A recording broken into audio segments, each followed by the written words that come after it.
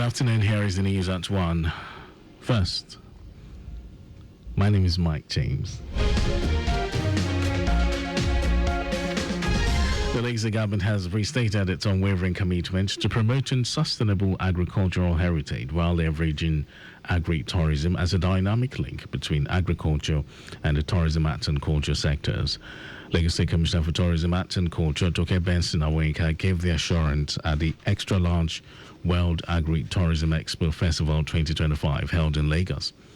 The commissioner said Lagos is being celebrated as the economic heartbeat of Nigeria, and not just a bustling metropolis, but also a land with rich agricultural potential.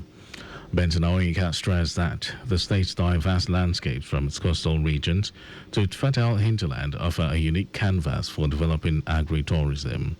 Highlighting the government's efforts to grow this synergy, Benson Awenka pointed to initiatives such as the Agricultural Tourism Development Program and collaborations with local farmers, artisans, and infrastructure development to support farm stays, festivals, and community-based cultural tourism.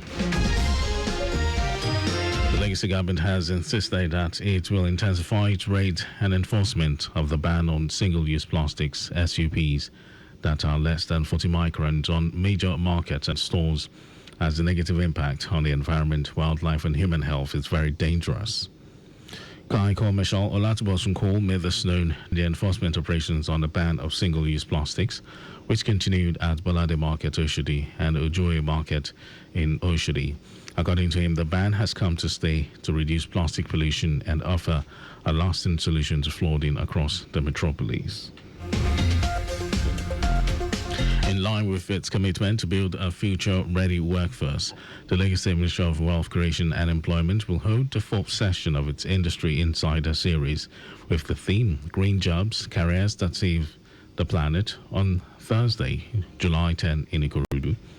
The 4th edition of the initiative will spotlight the growing opportunities within the green economy and guide participants on how to tap into emerging roles in renewable energy, climate, smart agriculture, sustainable waste management, and environmental protection.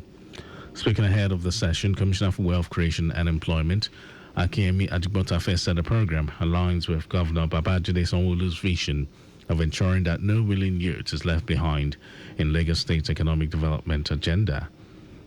He urged job seekers and unemployed youths to take full advantage of this free opportunity to gain vital knowledge, boost their job readiness, and network with industry professionals.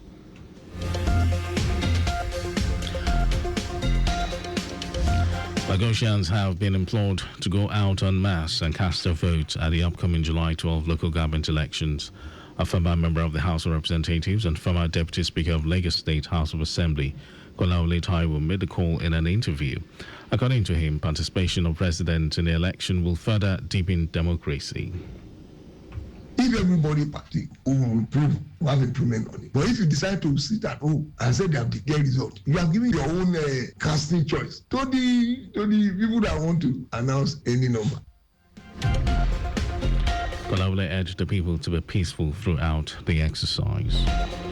President Bola Tinubu has arrived Rio de Janeiro, Brazil, to attend the 17th Summit of Heads of State and Government at the BRICS economic bloc, comprising Brazil, Russia, India, China, and South Africa. A statement by Special Advisor on the Information and Strategy, Bayo Ononuga, announced the President's arrival in Rio de Janeiro. On hand to receive President Tinubu were Brazil's Deputy Minister for Africa and the Middle East, Carlos Duarte, and Deputy Minister for Trade, Promotion, Science, Technology, Innovation and Culture. Tinubu is visiting at the invitation of Brazilian President Luiz da Silva and is expected to attend a bilateral meeting hosted by the Brazilian leader later today, ahead of the main summit scheduled for July 6 and 7.